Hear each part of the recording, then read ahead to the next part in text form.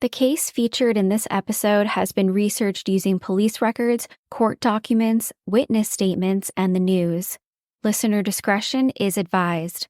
All parties mentioned are innocent until proven guilty, and all opinions are my own.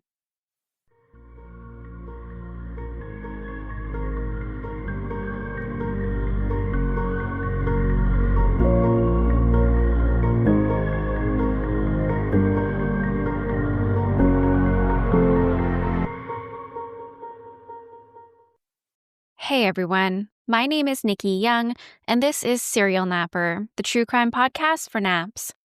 I'm back with another true crime story to lull you to sleep, or perhaps to give you nightmares. Tonight's episode is one that hits hard, especially if you're a parent. It's about two young siblings, Lilly and Jack Sullivan, who vanished without a trace.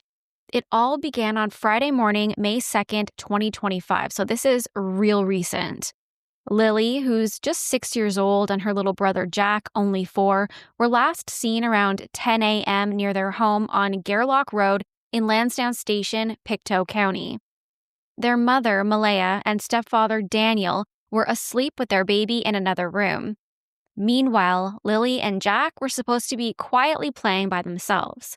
According to Daniel, the stepdad, he last heard the kids playing around 10 a.m., He even told them to keep it down so that the baby, and apparently the parents, could get some sleep. At some point, though, the house fell silent. You know that uneasy feeling when kids suddenly get too quiet? That's what triggered Daniel to check on them. And when he did, they were gone. They weren't in the room, not in the backyard, just gone.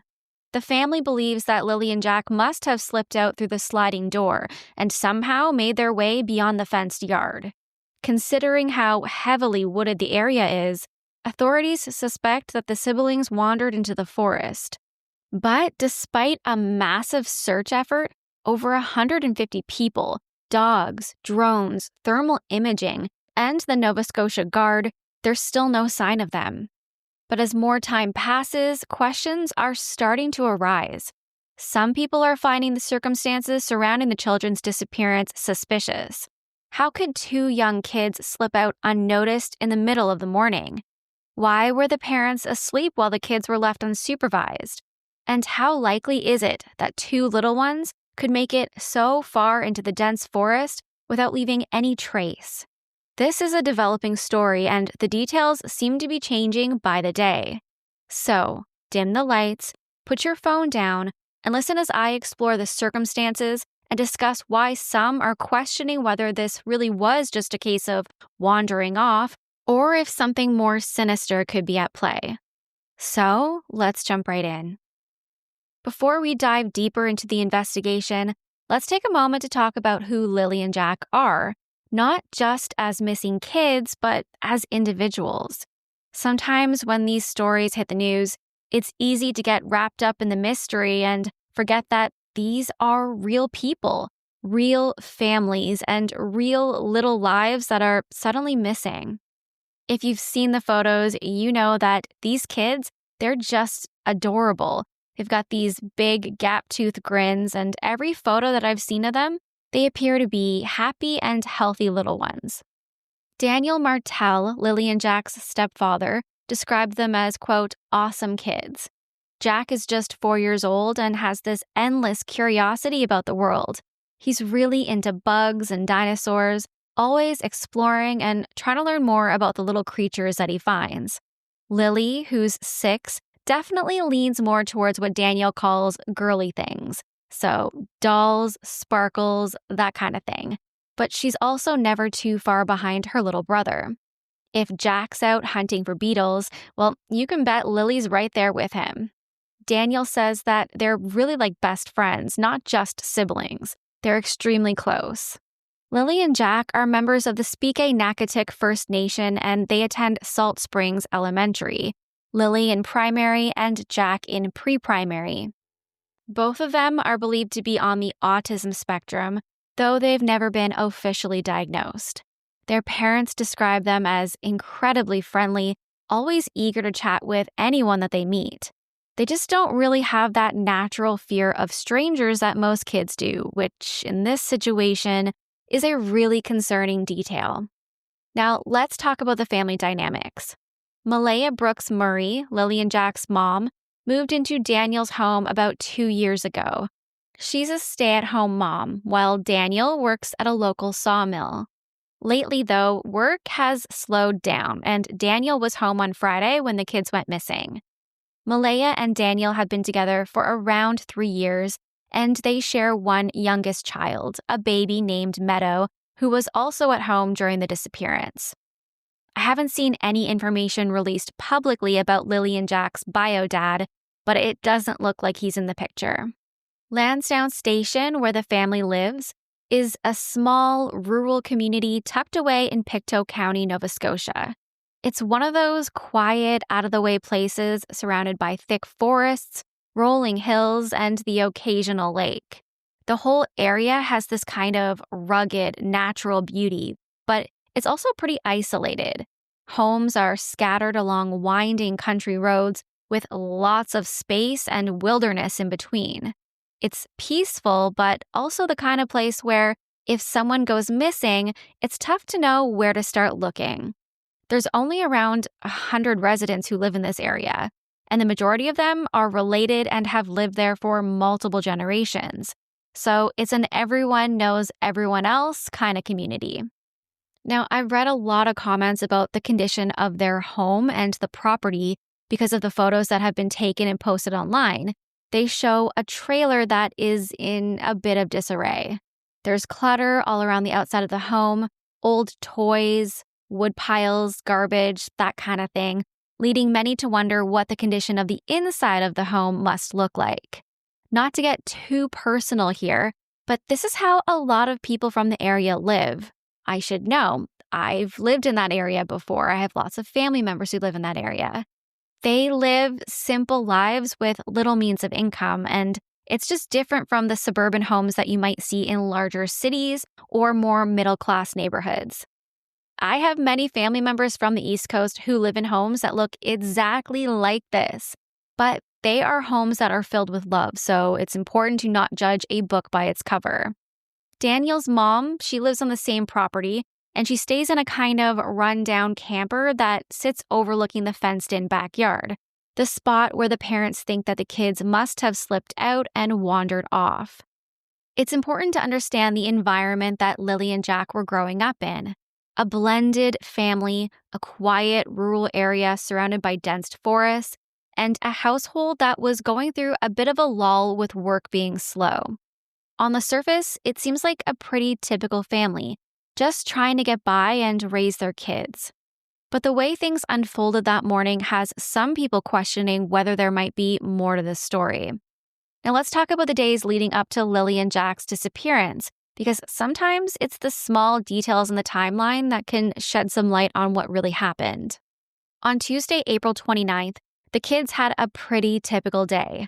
After school, the bus dropped them off at home just like usual. There wasn't anything out of the ordinary that day. No incidents reported, no complaints from the kids. It was just a regular school day. The next day, Wednesday, April 30th, that was a little bit different. With school and public institutions closed, the kids were home all day. Now, here's where things start to stand out a little bit.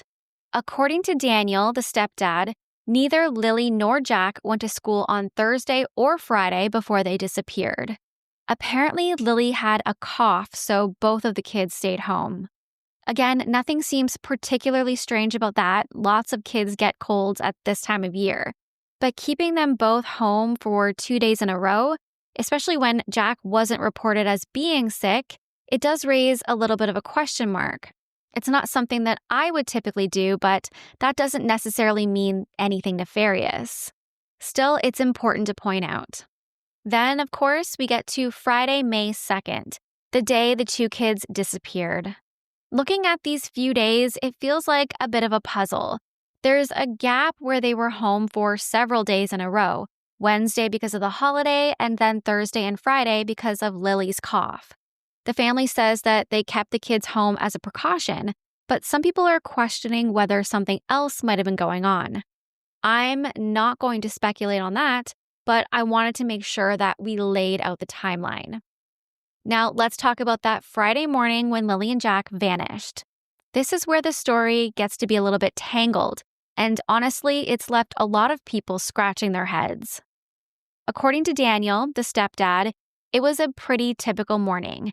He and Malehya, the mother, they were in the bedroom with their baby, Meadow, trying to get a little bit of extra sleep.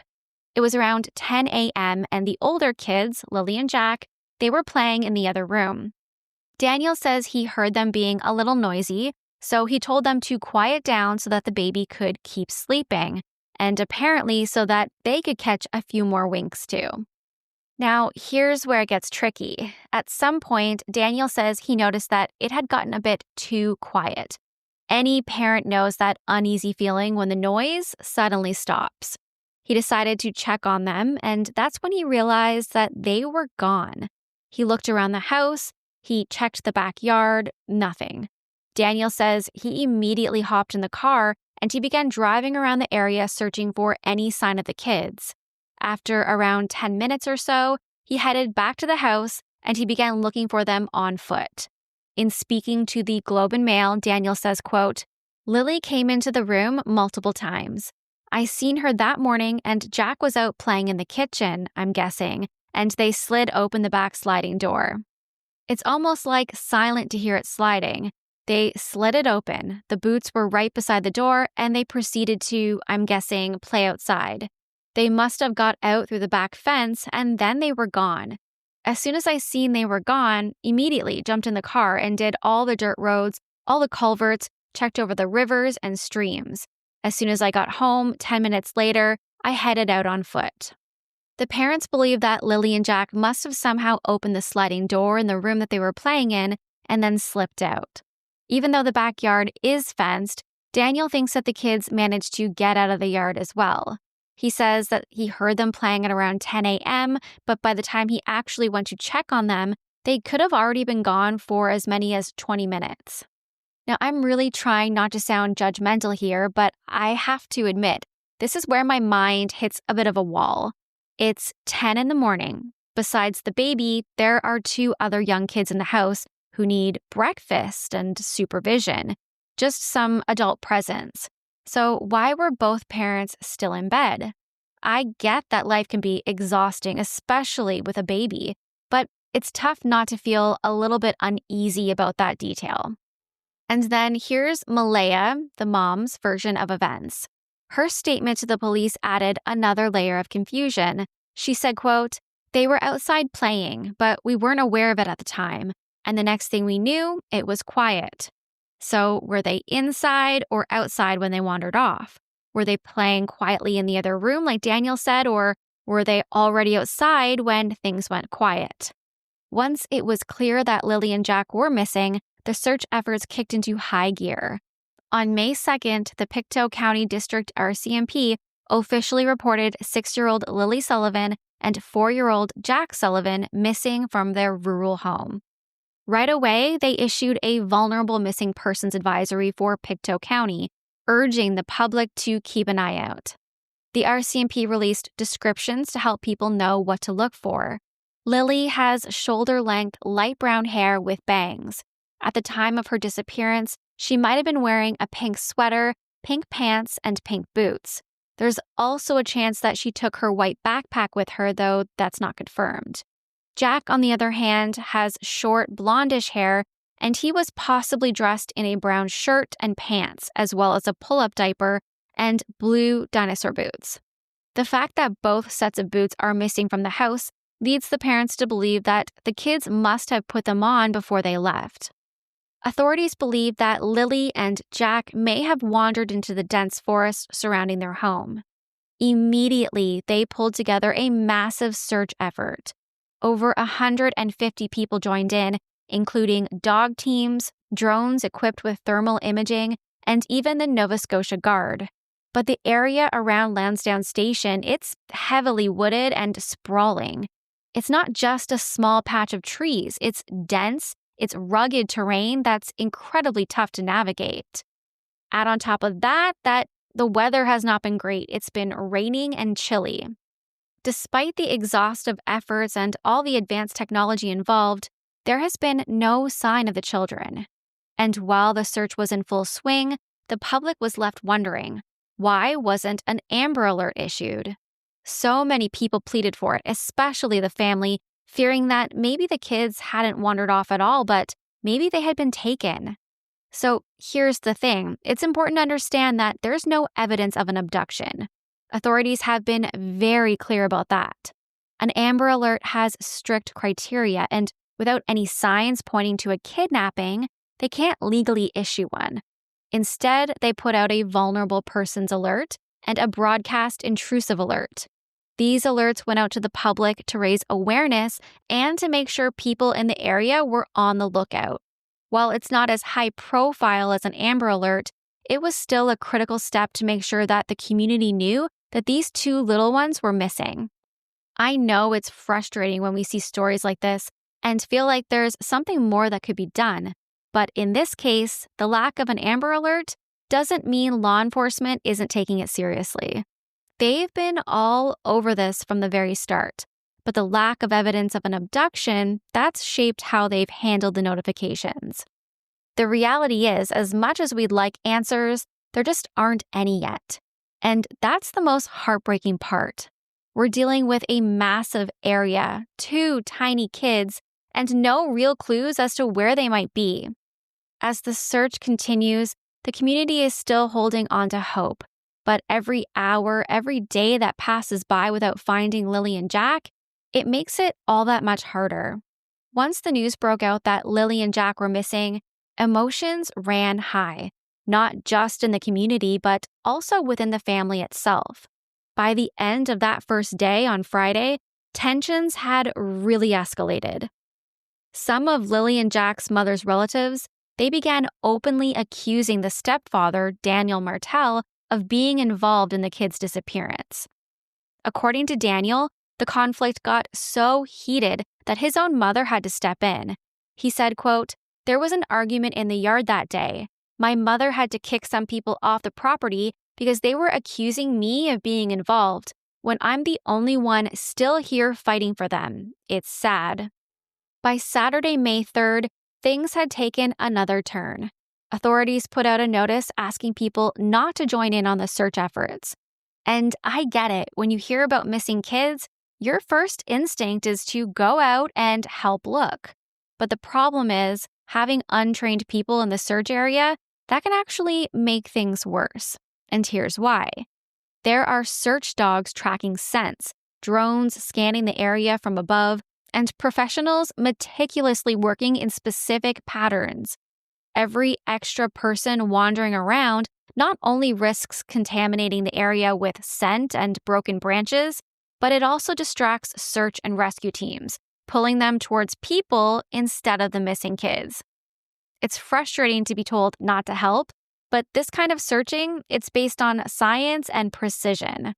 Police let the community know that the best way to assist was to check personal property like their sheds or outbuildings, but to not go traipsing through the woods. Now that same day, May the 3rd, the day after the kids went missing, Malehya and Daniel attended a briefing at the search and rescue headquarters on Lansdowne Station Road. This meeting was meant to help keep the family updated on the search progress. But according to Daniel, Malehya left in the middle of the briefing and ended up sitting in the back of an ambulance. She then left the area with her mother, and Daniel claims that he hasn't seen or heard from her since. In fact, people started noticing that Malehya, she had unfollowed Daniel on social media, and she even changed her relationship status to single. Now, naturally, this sparked a lot of speculation. Some people can't help but wonder, why would a mother leave the area where her missing children might still be found? Wouldn't you want to be right there, combing through the woods with the search teams? But on the other hand, we have to consider that she might have left on the advice of the police. Sometimes law enforcement asks family members to step back and let the professionals do their job. Plus, Malehya might have needed the support of her own family during this unimaginable time. Grief and stress, they can affect people in different ways, And it's important to remember that until there's evidence of wrongdoing, we have to be careful about making assumptions. When reached by phone, Malehya Brooks Murray, their mother, said that she had been advised by the RCMP not to speak to the media any further. When a child goes missing, it's every parent's worst nightmare, a moment that can push even the most solid relationships to the breaking point. The stress, the fear, and the overwhelming uncertainty, they have a way of unearthing emotions that can be difficult to handle. And when it comes to Lilly and Jack's case, we're seeing exactly how this kind of tragedy can cause tension between parents. It's understandable in a way. This situation is unthinkable. But it doesn't make it any easier to watch.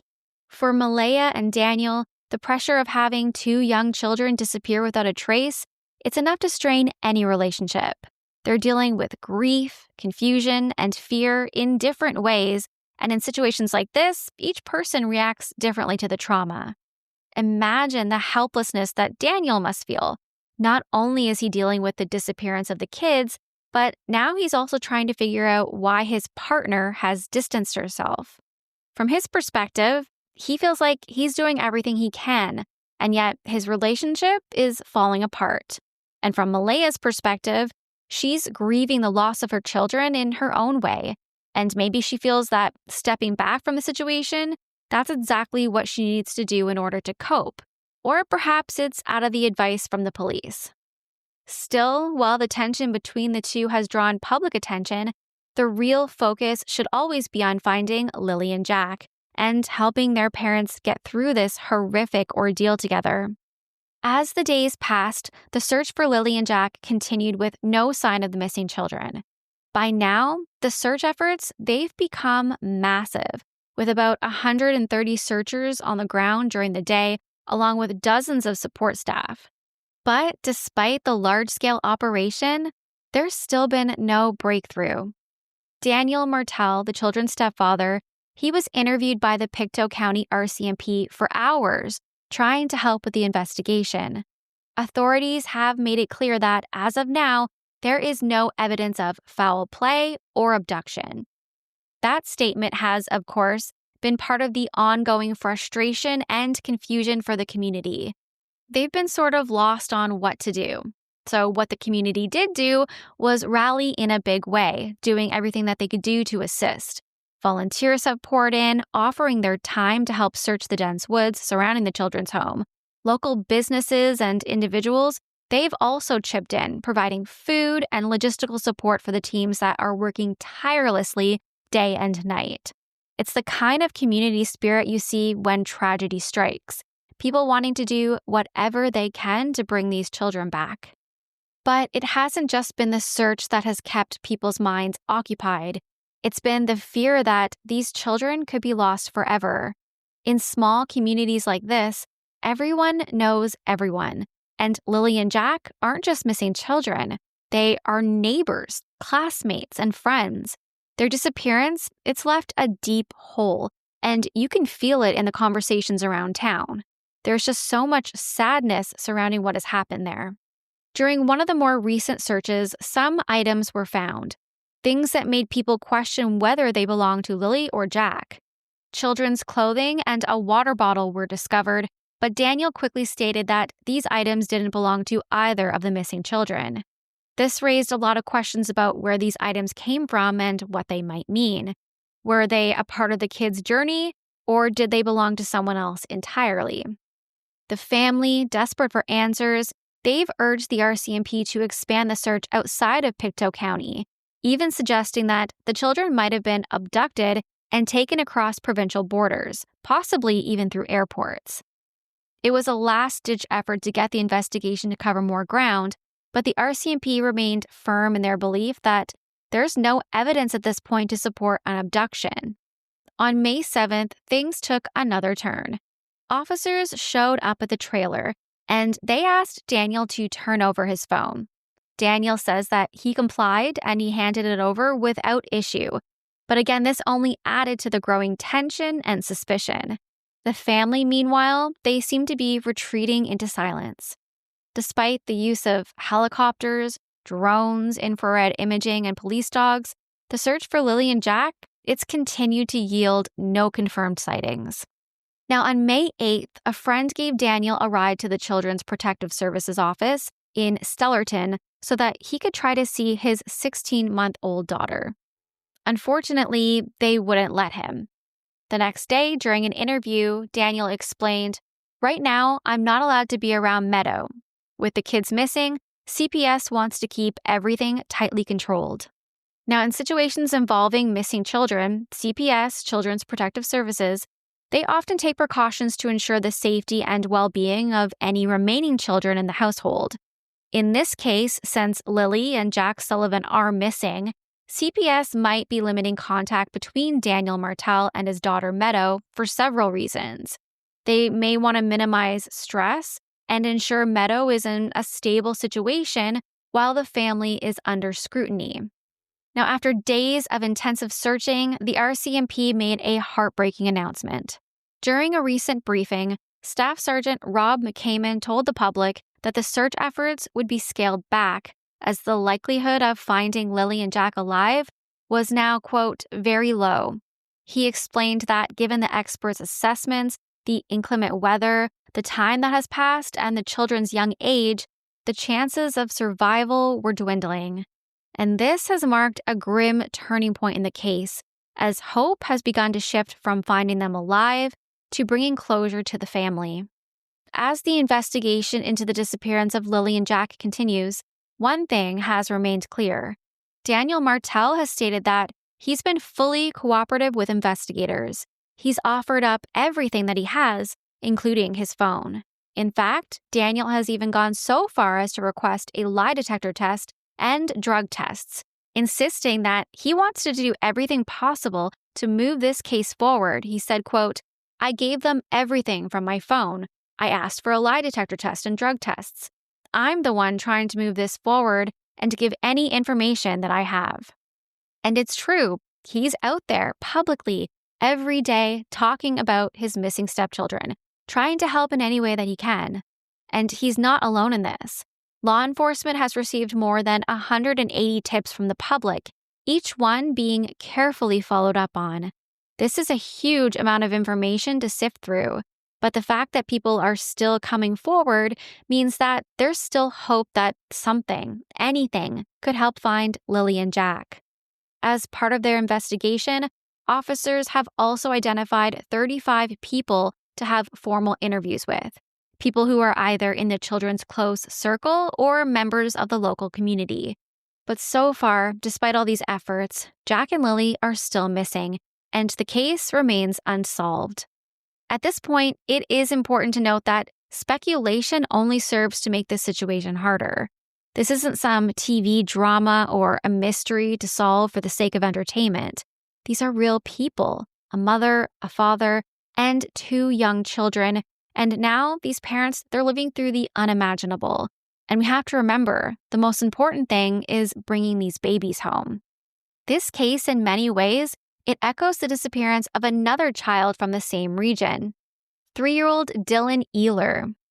Dylan vanished just like Lilly and Jack in a moment that left everyone reeling. Police did find his rubber boots one at a time down by a brook, but no other clues have surfaced and he has yet to be found. The internet quickly became filled with accusations and theories about what had happened with him, but that didn't help anyone. That situation has only created more confusion and heartache for those who are still searching for answers. And unfortunately, in this case as well, the internet has become just as rife with speculation and blame, neither of which are helpful to the investigation. This is a family in crisis, a community in pain, and we owe it to Lilly and Jack to focus on what really matters, finding them and bringing them home. Anyone with information on the whereabouts of Lilly and Jack is asked to contact Pictou County District RCMP at 902-485-4333. To remain anonymous, you can contact Nova Scotia Crime Stoppers. Their toll-free number is 1-800-222-TIPS, or you can submit a secure web tip at crimestoppers.ns.ca. That's it for me tonight. If you want to reach out, you can find me on Facebook at Serial Napper. You can find my audio on Apple or Spotify or wherever you listen to podcasts. I post all of my episodes in video format over on YouTube, so go check it out. And if you're watching on YouTube, I'd love if you can give me a thumbs up and subscribe. I'm also on Patreon. If you'd like to get your Serial Napper episodes early and ad-free, hop on over and check out all the details at patreon.com/serialnapper. Until next time, sweet dreams, stay kind, especially in the comments. Bye.